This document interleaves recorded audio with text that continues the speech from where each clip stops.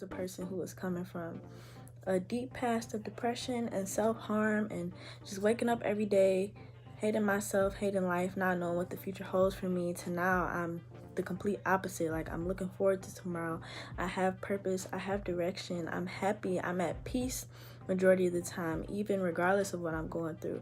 I want other people to know that like they are capable of bringing themselves out of those dark places. With Kafi Chat, a lot of the times I'm just expressing knowledge from my own experiences, and I want this to encourage dialogue. I don't want this to be just me talking at you, because a lot of the times when I talk to you guys, I'm speaking from my actual experiences that have happened to me through the week, and I'm speaking to you about the mistakes that I've made, how I've grown from them, and how I feel like you guys can take my mistakes and like the lessons I've learned and apply them to your own lives. I do this because I genuinely care about everybody's growth and well-being. I'm not afraid to be vulnerable with you guys. So for example, if you're like, hey, what was the thing that sparked your mental health segment, then like I would go into the thing with you guys that sparked that, like the exact story. Like I said, I genuinely care about everyone's growth and well-being, and that's why I do Kafi Chat to begin with.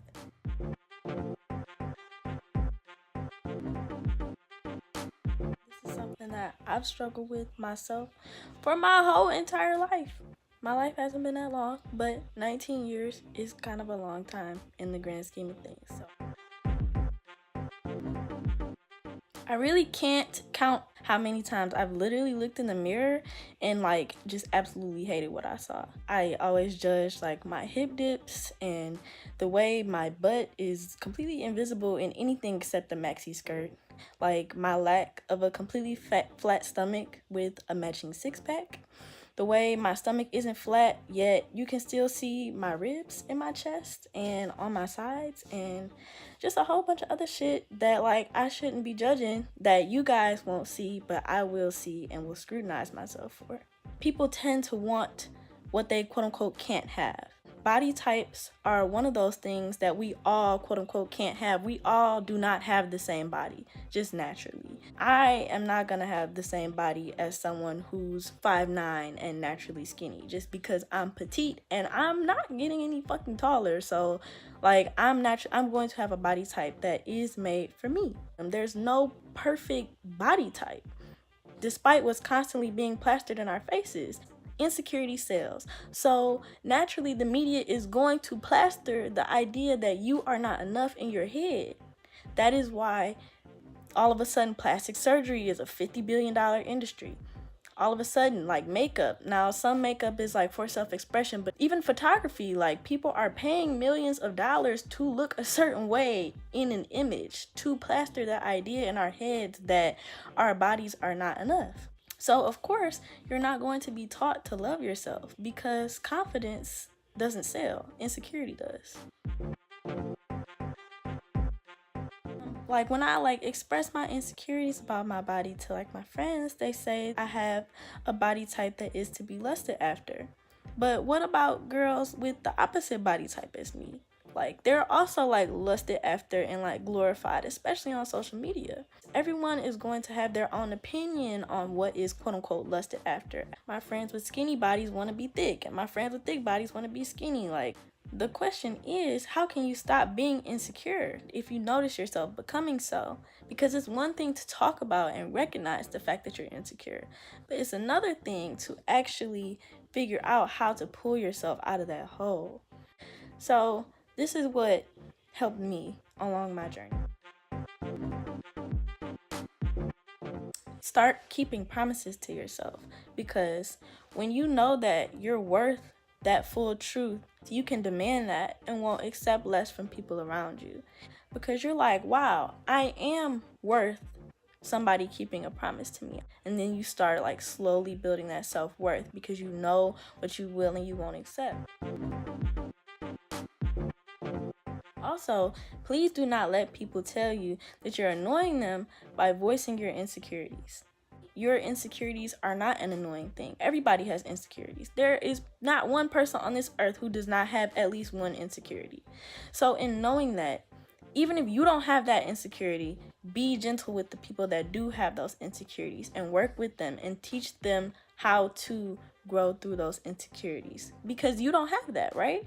so you can teach them how instead of being scrutinizing towards them, because that's not necessary and that's not going to help anybody. That's just going to make everybody feel shitty. And don't let people make you feel bad about setting and requesting boundary respect, because they will. They'll be like, oh, well, you let me do that before, so why aren't you letting me do it now? It's because, like, I realized that I don't like that shit, and you need to stop doing it because it makes me uncomfortable. And there's nothing wrong with saying that to people. If you don't like something, then okay. Say it in a nice, respectful way. And if they can't or won't care to understand, then reevaluate your relationship with that person. Why are you associating with someone who doesn't respect your comfortability? Your relationships in life should be comfortable. You want to be in an environment that is gentle with you because you're hard enough on yourself. Life is hard enough on you. You don't need to be surrounding yourself with people who are going to be hard on you also. So, where in your life do you seem to be lacking boundaries? Once you evaluate those boundaries that you're lacking, how can you create healthy boundaries that will help you build the self-confidence that you need to be your best version? Who in your life will support your journey to self-confidence, and who can you wholeheartedly support back? Speaking your intentions into the universe freely and boldly, that's really how you start attracting the life that you want to live. I always believe that you should ask for what you want. God and the universe are always free-flowing and abundant enough for you to ask for something, then say, hey, I like this, or hey, maybe I don't, and continue asking for more things that you want, and just continue to learn as long as you're being grateful for it. You can't just take advantage of that abundant energy and expect it to continuously be abundant to you. If you're praying to God in the universe, you can't just ask for things without giving something in return. Just be like, I'm grateful for all the things that you are giving me. And so I believe that I am also ready to receive more blessings. Because if you're just asking for stuff and you're not being grateful, genuinely grateful for it, why would the universe keep giving you more blessings for you to just take advantage of? No. People are always confused as to why things are happening to them. It's well, maybe you need to do some reflection. What are your actions looking like? Are you taking advantage of everything that's coming your way, or are you just letting it breeze by? For example, I'm here in the United Kingdom and I'm having a really hard time being around people that I don't like all the time. That's very frustrating. And if you know me, you know that I'm introverted and I like to keep to myself. So being around a whole bunch of people that I don't like all the time is really draining. But I'm not about to continuously complain about that, because I'm literally experiencing something that people will never get the chance to experience ever in their lifetime. I flew overseas and I'm studying abroad right now and I'm only 19. People will never get that experience in their life. Imagine having a perspective, I hate everybody here, I don't want to be here, versus, oh my gosh, I'm literally living my best life. It's literally all about your mentality. Always all about your mentality. So like I said, in order to keep getting more and more abundance out of the universe, you have to give that abundance back to it. You can't be selfish with your energy. I also think it's important to pray for other people and pray for their success and genuinely care about other people's well-beings. It doesn't even have to be a lot of people. It could be one or two people that you really, really care about, that you're always making sure that you pray for them and making sure that they're okay. Always. For example, my mom. Y'all already know how I feel about my mom. I always make sure that she's okay. I always pray for her. I always want the best for her. So I'm always giving that kindness, that energy, that frequency out to the universe. So even if I'm not getting anything back from anybody, I know that the universe will have me, because I'm constantly giving out free abundance. I also think it's very important to have faith that God and the universe will always work in your favor. You should always feel like you are deserving of good things, because when you start feeling like you don't deserve good things, that's when you start attracting bad things. So for example, if you're always self-depreciating and saying, I suck, my life sucks, I hate everything, well, what do you expect to come back to you? You're just gonna keep attracting that negative stuff, because that's what you're asking for, basically. The universe is hearing you say you hate yourself. It's so why would I give you good experiences and things to be grateful for when you're just going to take advantage of them and not care about what I'm giving to you. So always have faith that like things will work in your favor, and like because you deserve that. You deserve to have good things always.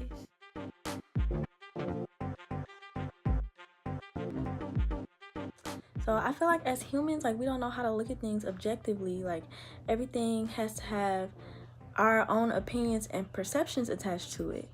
But we don't have to be that way. Like we don't have to like attach our own like thoughts and perceptions to other people's lives and circumstances. We can just like let things happen and just like look at things just at how they are instead of like how we want them to be or how we think they are or how we think they should be. When you're judging somebody, it's like from a negative perspective, and I just don't think that it's right for anybody to say that you are better or worse than the next person, like because we've all sinned or done wrong. Like whether you've done this thing or you haven't done this thing, like we've all like done some type of wrong in our lives, and I just don't feel like any of us have any place to judge anybody ever. We will like tell our friends that like we want them to do what's best for them, but we really don't know what's best for anybody, and a lot of the times we don't even really know what's best for ourselves because we're getting so caught up in like I said, like how we want things to be or how we think things should be, what we think we deserve, but we haven't really like sat down and like asked ourselves, okay, like what do we deserve? And then also in understanding like what you deserve, you have to say, okay, like am I treating people the same way I know that I deserve to be treated? Because a lot of the times we will flip it and treat people how they treat us instead of treating them how we want to be treated. So we're constantly perpetuating this cycle, this ugly cycle of just constantly treating others like with this nasty attitude, like, and we don't have to do that. We can perpetuate a cycle of like genuine love and forgiveness and peace and atonement. I also wanted to speak a little bit about like ego. I feel like a lot of us deep down in our hearts know that we're not supposed to judge people, but like a lot of the times we will let our ego get in the way. That will give us this mentality that we have the power to tell other people in our lives that like we're greater than them to some respect because of the mistakes that they've made. That's just not true.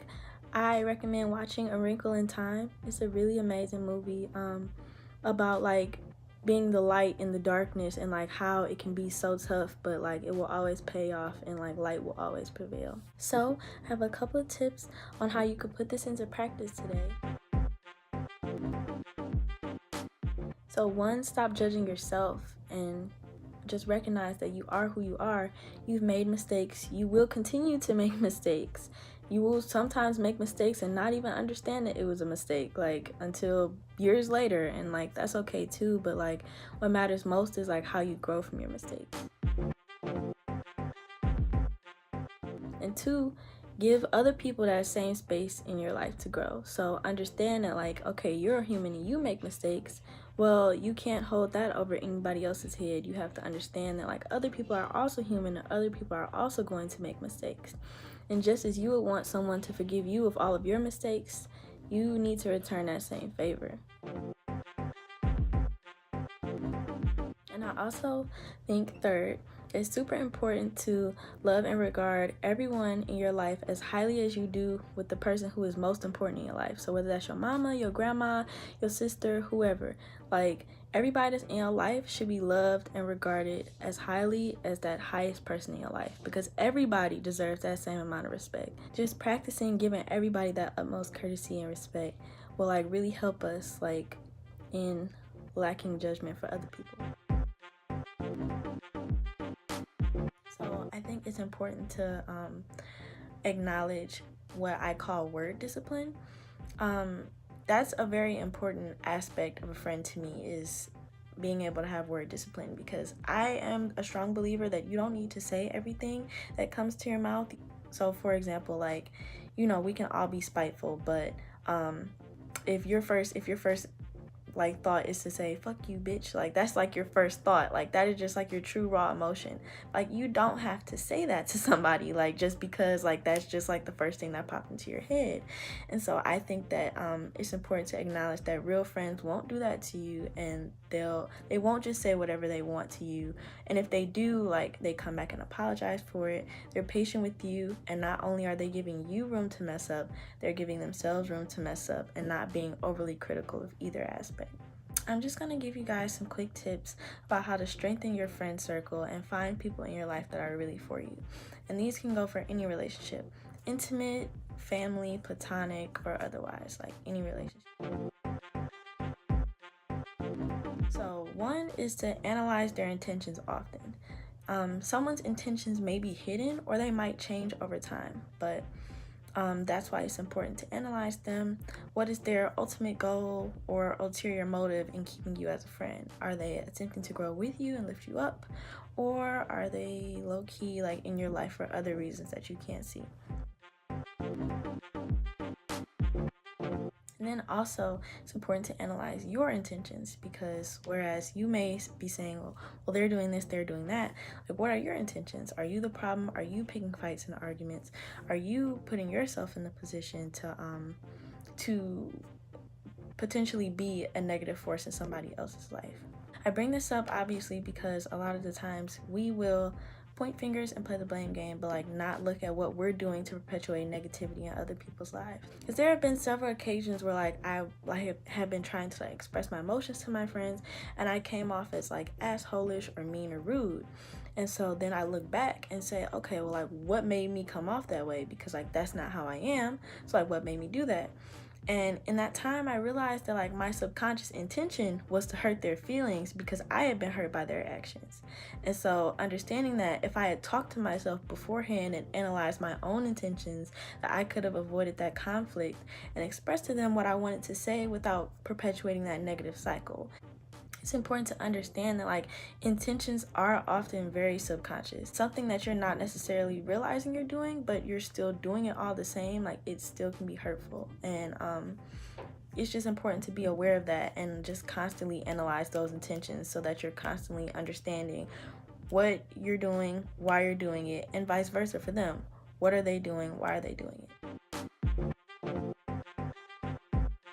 What you want in a friend, or if you're applying this to any of your other relationships, just write down what you want from that relationship and how you want to reciprocate that.